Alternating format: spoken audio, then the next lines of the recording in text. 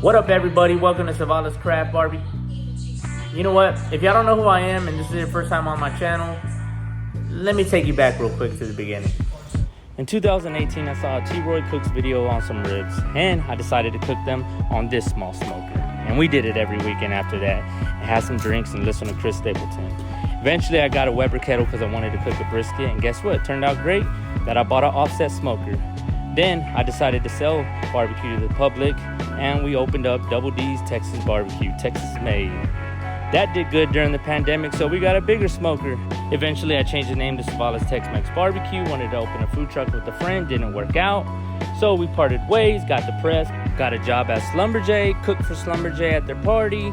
Then me and my wife decided we wanted a house, looked for a house, finally got a house, and then we started up with the barbecue with ourselves, by ourselves, like it should be, and decided to change the name to Savala's Craft Barbecue because we don't do Tex-Mex. And that's a recap of our journey.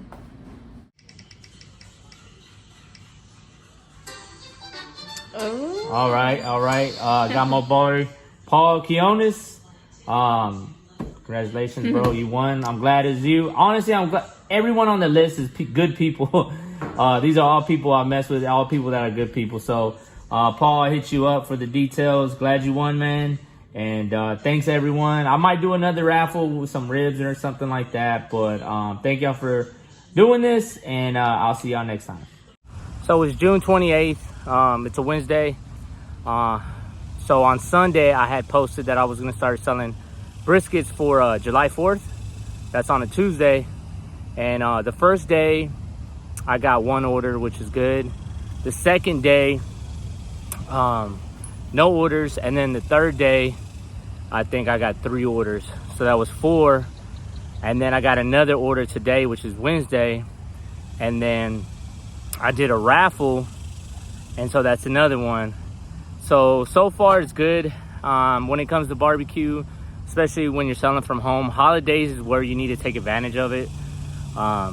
Sometimes you don't want to work holidays, but at the end of the day, that's what's going to bring in the income. And to be honest with you, I think it was Monday, we were short on funds, but having people put in their deposits, the raffle for the brisket, now we have money. So, you know, we both work 9-to-5 jobs, my wife and I, and but the barbecue does help. You know, sometimes it's a struggle, but sometimes it's a blessing. All right, D, so what do you think? So in the present, like now, I express how much I wanted to sell the barbecue pit at some time, just to, you know, kind of move on and things like that. And you kind of told me, nah, you should just keep it. Well, I mean, what was the reasons behind that? I think you should keep it because it's, you know, you never know, like if something happens, you lose your job or something, and you have your barbecue pit to keep barbecuing and, you know, bringing in income that way. Yeah, and like on income, like have we made income and have we lost income with barbecue? Yeah, so like for instance, Mother's Day we made really good income, and then 4th of July this weekend, Father's Day was a bust. And yeah, there's been a lot of downs, I feel like, more so than ups with it lately. And I don't know if it's because of the economy or if because we just don't have like an established business, like a lot of these food trucks that post up, you know, at a location. So yeah, I mean, it's been a struggle. Okay. And where are we at right now, D? We are in our dream house. No, I'm saying where are we at, physical location? Oh, at our house. Where are we at right now? Starbucks. Exactly. All right, y'all. So it's June 30th, Friday morning. Just getting off of my last day of night shift. And the tally for briskets for July 4th has reached 9 briskets so far. So I'm at max capacity. My smoker, I mean, I can cram in 10 probably, but that's like whenever you're compromising your food like that, that's never good. So I'm good with 9 briskets, and I'm gonna stop at that.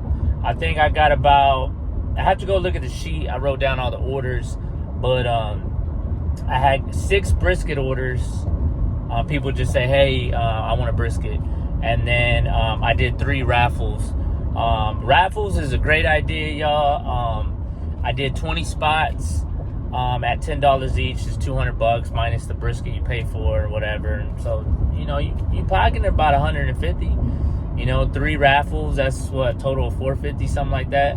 So if you've never done raffles, do them. It's a great marketing way to get people to try your brisket. Also, you know, people don't want to pay $120, $130, depending on how much you're charging for a brisket. And if they have a chance to get a brisket for $10 or something like that, cheaper, a lot of people are going to take advantage of it. And so it's a great way to, you know, earn some money.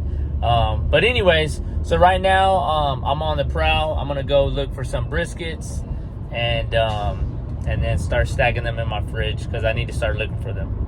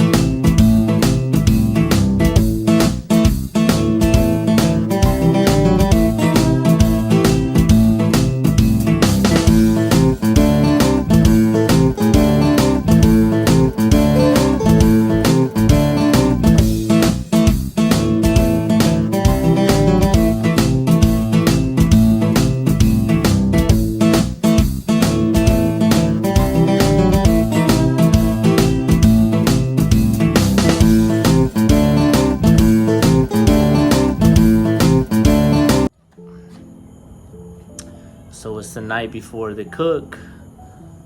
It's Sunday. I'm gonna cook tomorrow, probably like 12 o'clock in the morning. But it's times like this when I just sit on my porch and it's quiet that I learn to appreciate what I have. My wife and I have lived in an apartment all of our marriage, and you know, my kids lived in small spaces. And so we appreciate what we have, believe me. And, you know, we're not thinking that we're any better than anyone because we live in a house. But all I'm saying is that we appreciate what we have. And I don't want to lose it. I want to preserve it. So, you know, also shout out to my wife. Hopefully she might have an interview soon for a job that can change their lives. So until then, I'm going to keep working at Slumberjay. Keep hustling this barbecue, and always strive for success because it's for my family. It's for no one else but my family.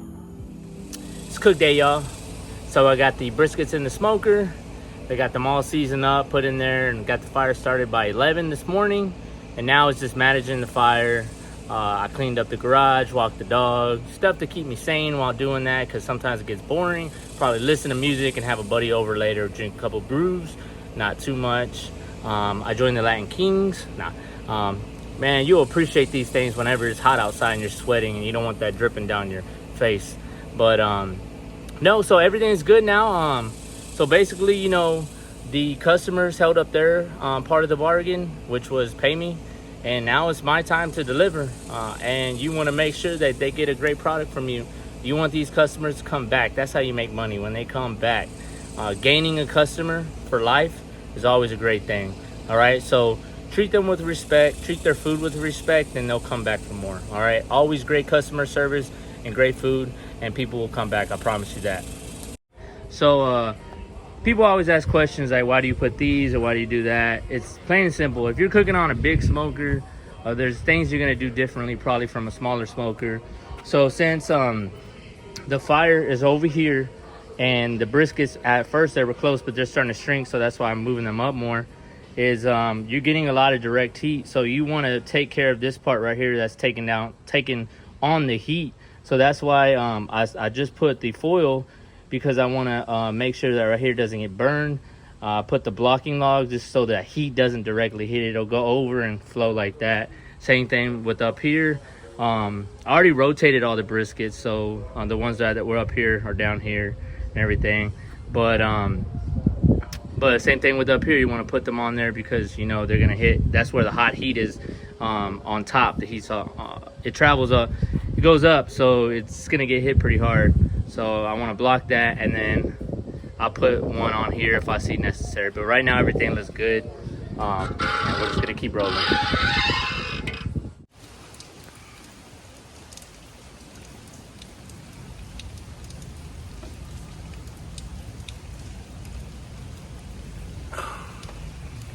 All right, so I'm here with my boy Ron. So Ron, whenever it comes to Texas barbecue, what does Texas barbecue remind you of, or what is Texas barbecue? So Texas barbecue is flavor. We are a flavor state. So when I say about flavor, I'm not meaning your seasoning, how much barbecue sauce you could put on it. I mean, how much smoke did you put to your meat? We are a smoke state. Yeah. Like, we don't want, Amen. we don't want, oh, I put this much barbecue sauce on it. I don't want the dry rub. I don't want the, you don't want to drench in sauce. Yeah, I don't want to drench. You want the smoke to speak for it. I want the smoke to. Amen to that. I feel like, because honestly, when I go to a restaurant and they put sauce on my meat for me, it throws off my whole mood. Like, I feel like you're trying to hide something. Amen. So I want to taste your smoke and how much love did you put into that brisket or rib or chicken. Like, that's what I want. I want to see how much smoke you put to it. Amen That's to what I that. think about Texas Okay. barbecue. All right, so what is Texas barbecue to you? Salt, pepper, and add on mumbo sauce from DC. Okay.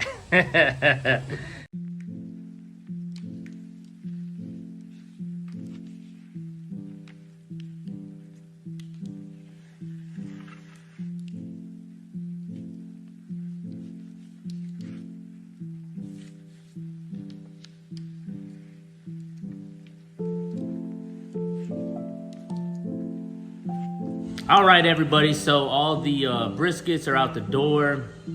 I actually was short one brisket, and that was all because someone had said earlier in the week, hey, after they won the raffle, can I pick up my brisket next week? We're gonna be out of town for 4th of July. And that threw me off, and I didn't write it down. And they ended up wanting it on 4th of July because their plans got canceled. So that threw me off. I spoke with the person, they were cool with it. I'm gonna make some ribs and bring it to work, but that is always a bummer. You don't want to let someone down, but you know, it is what it is. I made a mistake, but yeah, it was a successful week, a successful holiday. It's tiring, babe. What's the worst part about barbecue? Like the aftermath, I would say. The cleaning up, the dishes, wiping down everything. The grease. Ugh. It's like nonstop. Nonstop. You're constantly doing that. That's what I hate about barbecue. So I'm gonna sell barbecue this next weekend. We'll see how it goes. I'm gonna try some raffles because it seemed to be working on this last one. Yeah. But we'll see what happens. I mean, this was a successful week, but we don't know what this next week is gonna be. It can be like crickets. So until next time, y'all. Thank you for joining. You got any last words? Thanks to everyone who participated in our raffles and for ordering briskets for 4th of July.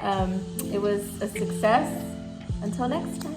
Any words of wisdom for the ladies or the support system whenever their man, or whether it's a woman barbecuing and they have the husband supporting them as far as like their support system? Any words of encouragement to the ladies out there?